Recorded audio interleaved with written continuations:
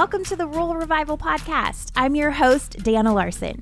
Today we're talking with Lexi Marek, an ag communicator and influencer and sixth-generation Iowa farm girl. Lexi's sharing why she's passionate about women in agriculture, why competing for Miss Iowa changed her life, and why she's a big advocate for branding, including how she's had to rebrand herself and what it's like to trust the process. So here we go with Lexi Marek.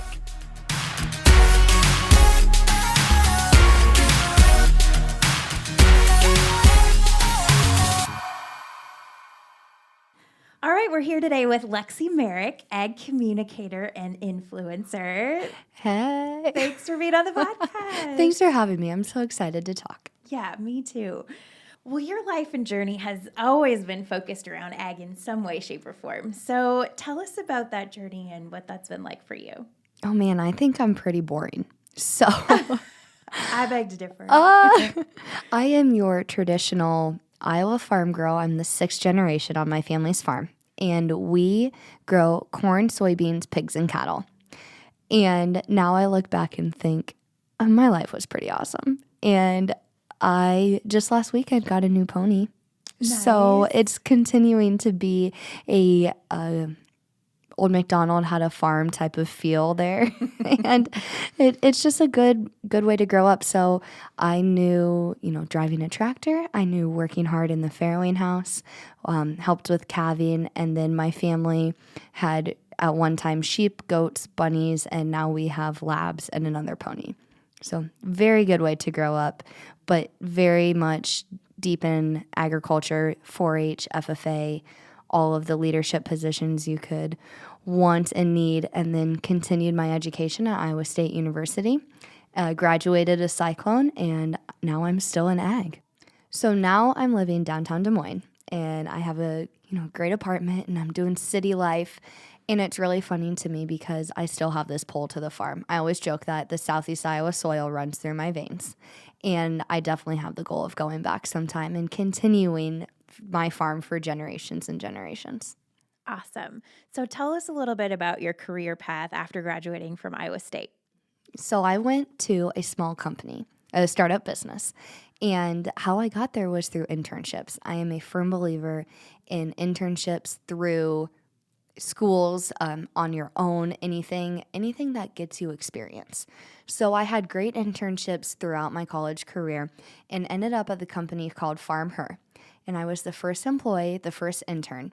And that actually turned into a full-time job, which I was thrilled to take, and worked there and continued to grow the company and grow myself. And now I am at the Department of Agriculture. So I took a leap and went from startup company to government. Pretty exciting.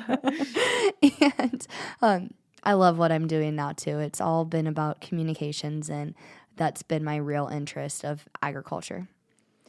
So let's go back to Farm Her, and that's a business and really a movement all about highlighting women in agriculture. So while you were there, I know that you created an event called Grow. Yes. Tell us about that experience and what Grow is. Oh, I love Grow. That still has such a good place in my heart. So when I was in college, I put myself through college with scholarships.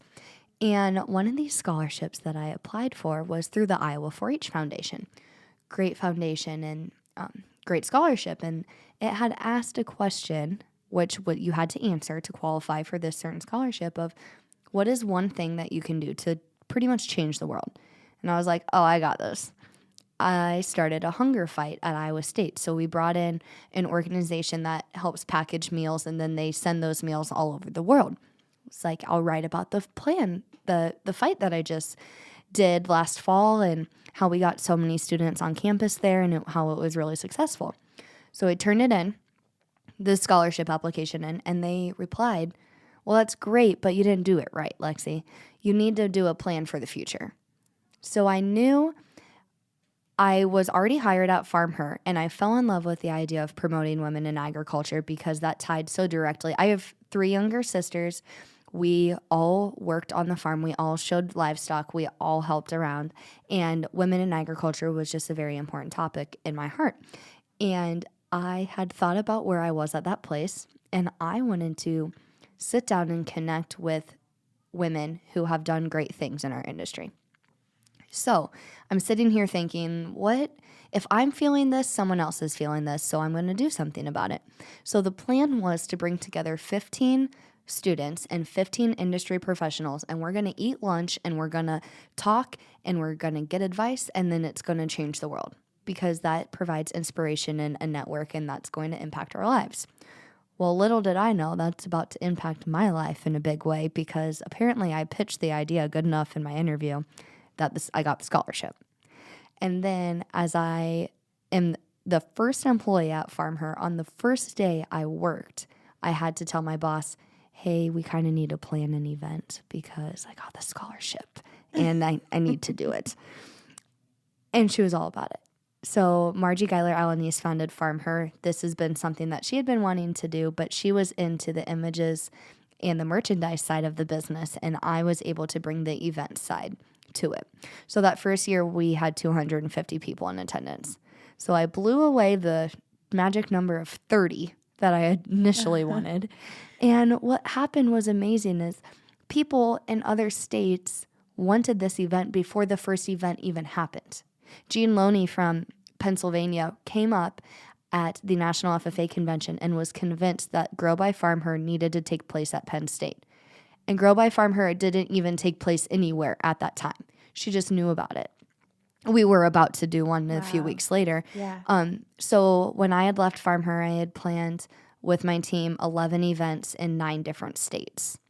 And it was just an amazing way that I got to travel the country, and I got to meet so many people and work with my fantastic team on a platform that I really loved.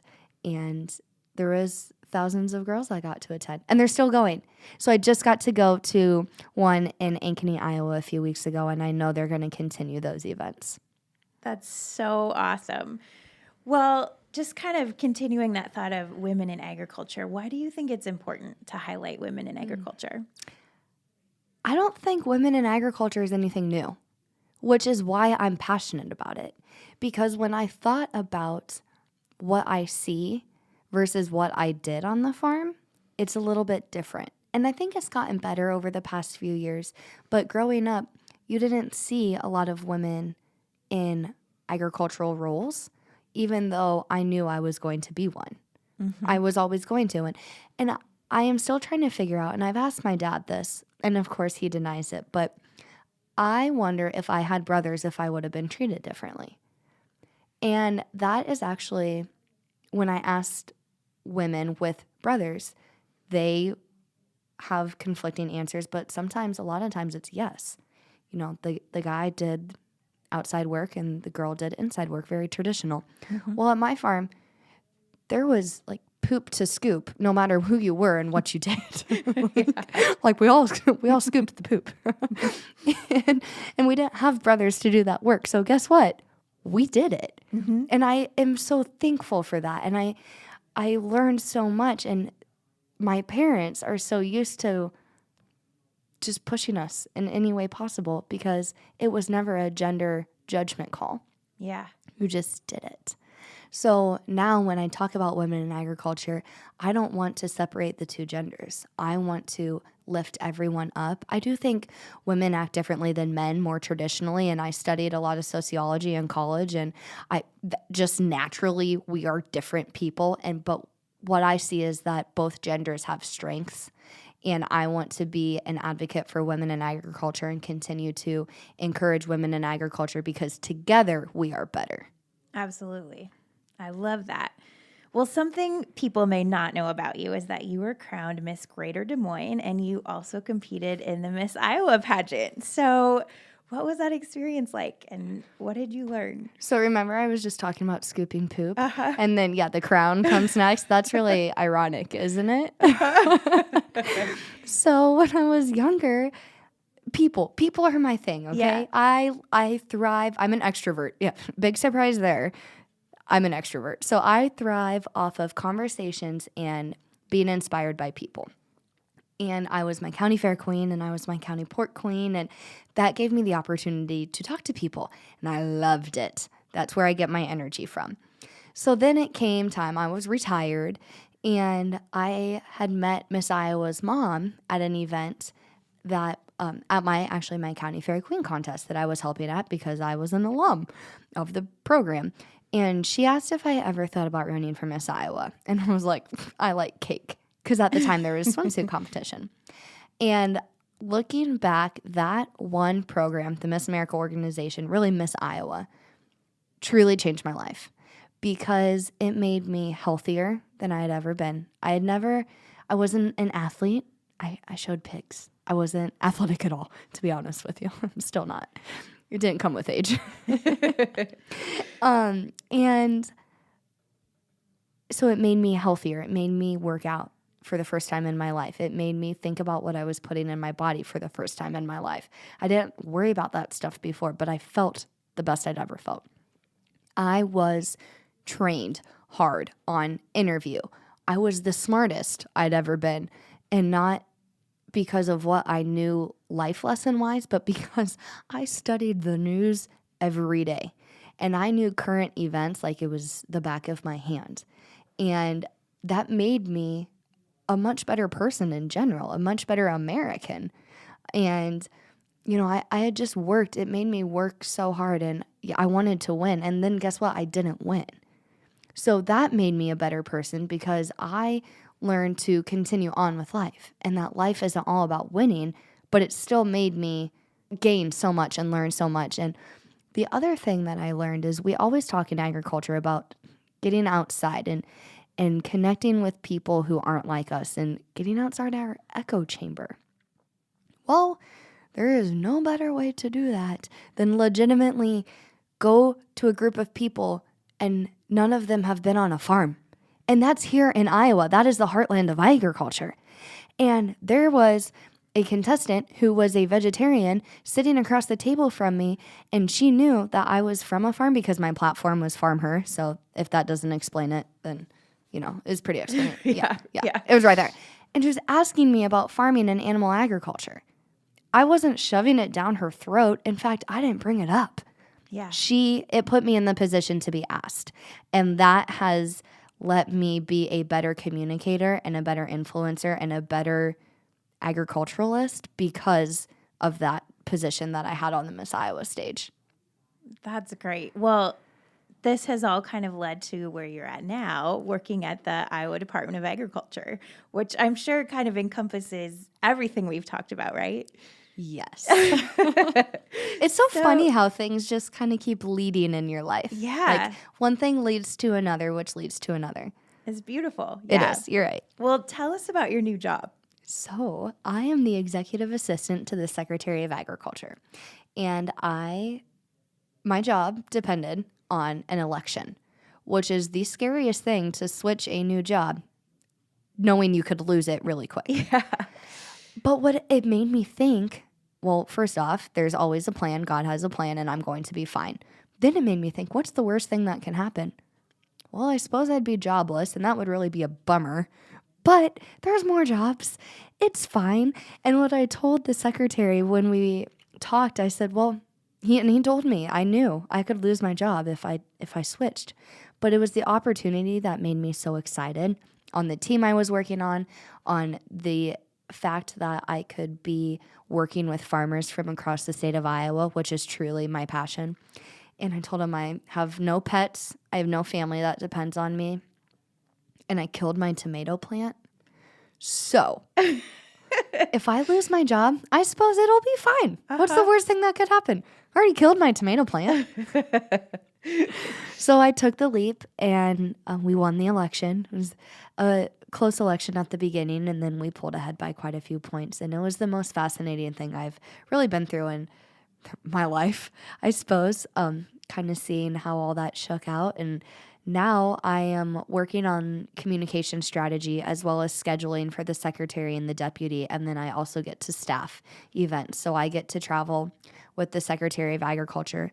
And I should add, actually, as we talk about the election, Iowa is one of very few states that elects their Secretary of Agriculture. Interesting. So usually states, they are appointed by the governor. So when the governor switches, the staff can switch. And that's not how it works in Iowa. So we had our own separate statewide election for the Department of Agriculture. And then I get to just support Iowa agriculture on a daily basis. And sometimes it's a hot mess and sometimes it's great. But for the most part, it's really, really great job. So what do you love most about your work there? Because, I mean, obviously you get to work with farmers every day, but what else?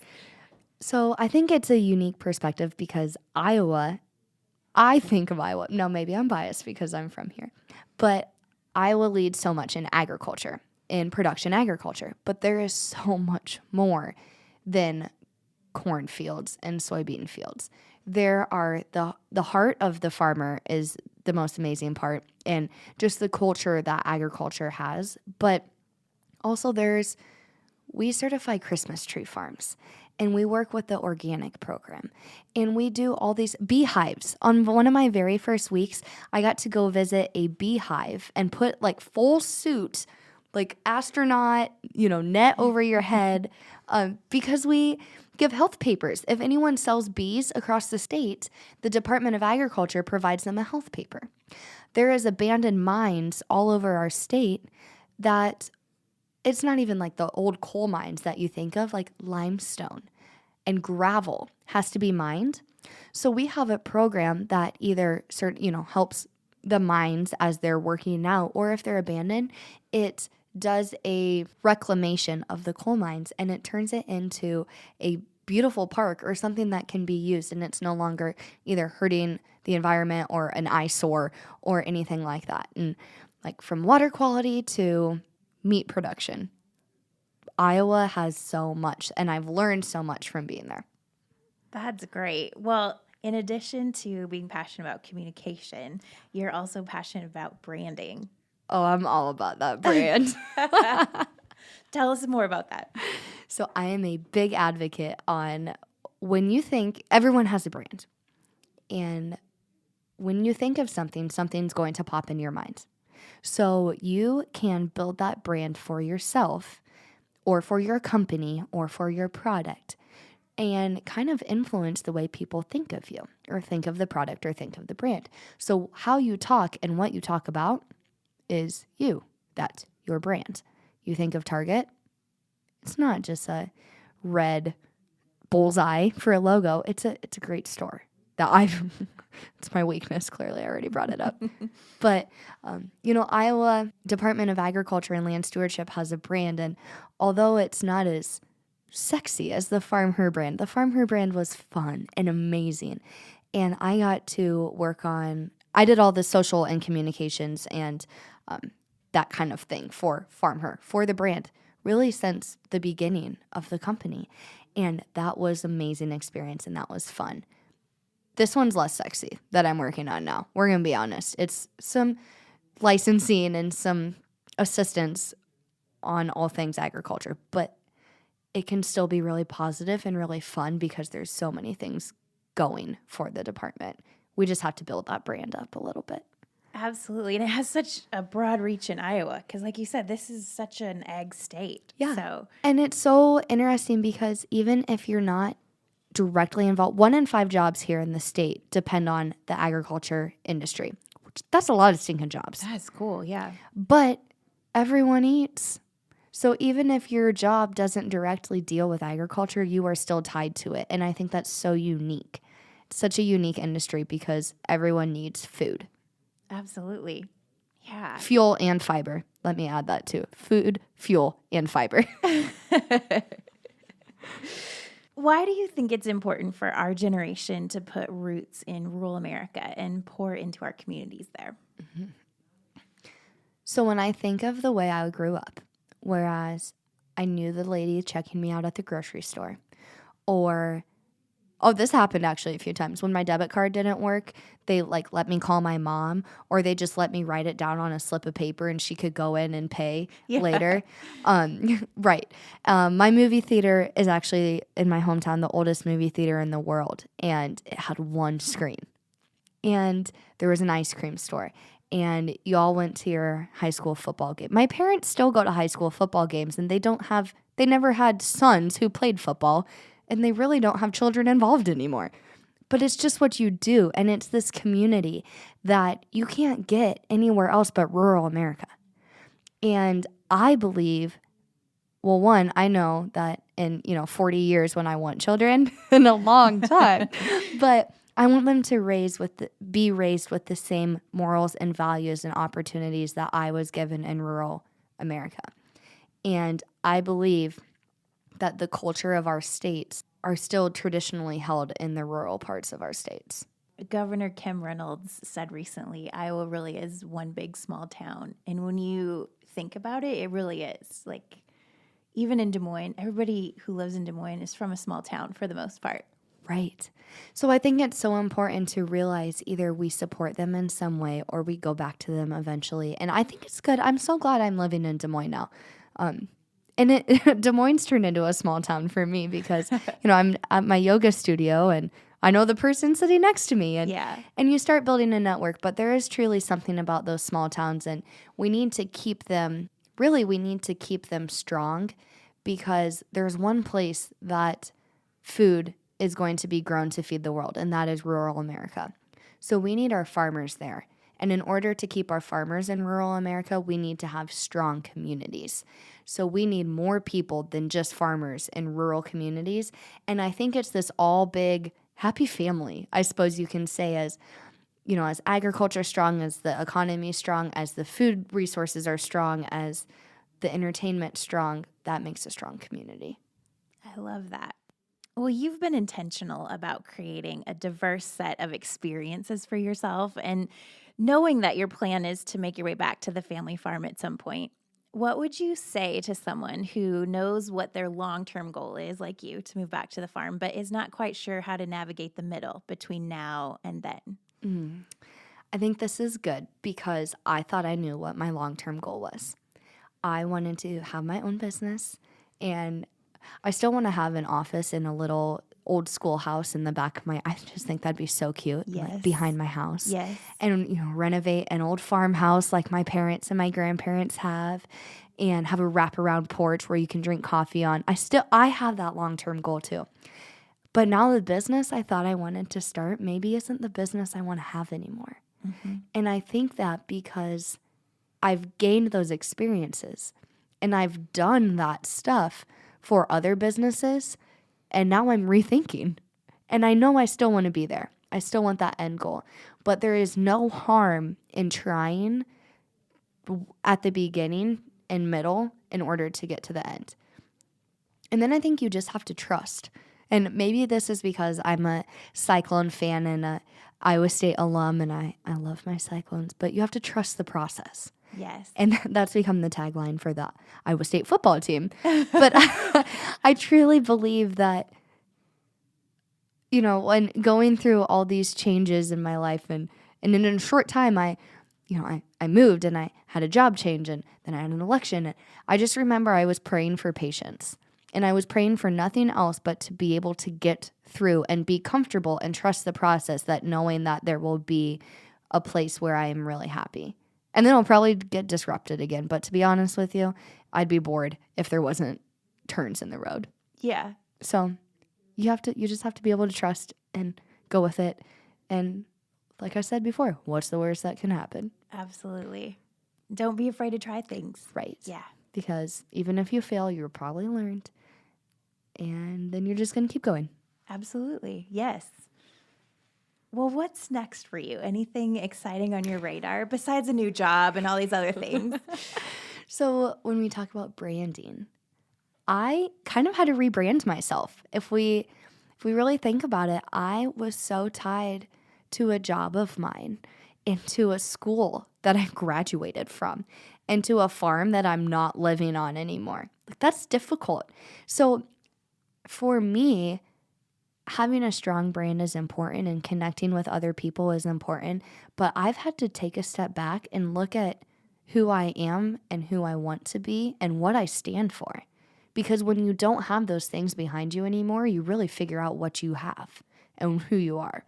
So I would like to think that my brand continues to evolve, and I'm really working on a goal that I have, and that is helping people. I've always wanted to do that, and thinking of what I need and making that available for other people. So yes, I hope that very shortly I will be able to come out with an announcement of something I've been working on. And the whole goal is to continue to create a network, to connect with others, and to offer what I've learned to other people. And hopefully that I can learn from other people as well. I love that. Well, I can't wait to see what you're going to do, and we'll help promote that too. Well, I would so appreciate that and so love that. And I hope, I think agriculture is a good industry to be in. I think the life that I get to live every day, I'm so thankful for it. And I just look forward to everything that's coming. Everything I know and everything I don't know that's coming. Because there's stuff we don't know that's coming towards. And I think that's a great perspective to have. So one last question. Yeah. What's your favorite thing that you've seen going on in the ag community right now? I find this to be a really hard question because I think there's so much going on in the ag community. But just a few days ago, I actually had the opportunity to volunteer and serve food at a local homeless shelter. And that just makes me very proud to be in the industry that I'm in because businesses and groups supported that to happen. And the volunteer, no matter what's going on in the ag industry, whether we have low markets or we have, hardships that people are going through, the one thing we always have is our hands and action. And watching farmers and industry leaders turn around and offer a plate of food to someone who is going through a hardship as well, it's really heartwarming. And I was glad to be a part of it. And I think this holiday season, that continues to go on. Agriculture continues to step together and help each other. And that's what makes us the heart of this country. That's a perfect way to end. Well, thank you, Lexi, so much for being on the podcast. Thank you for having me. It's always great to talk to you. Thanks, you too.